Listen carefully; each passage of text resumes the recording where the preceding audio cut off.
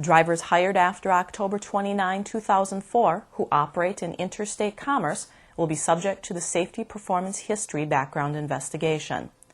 This investigation replaces the general employment verification previously required under Section 391.23 of the Federal Motor Carrier Safety Regulations.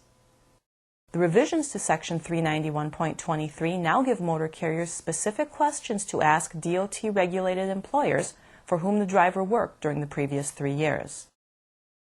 Carriers no longer have to send background checks to non-DOT-regulated businesses listed on the application.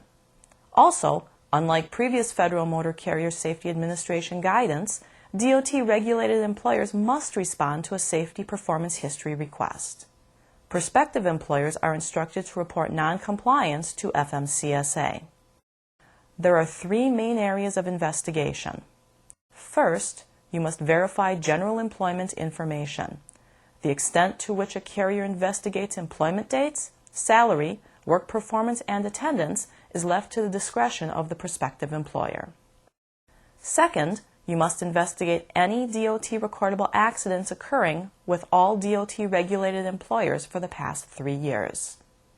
And third, you must ask previous employers who used the driver in a safety-sensitive function within the past 3 years about his or her participation in their DOT alcohol and drug programs.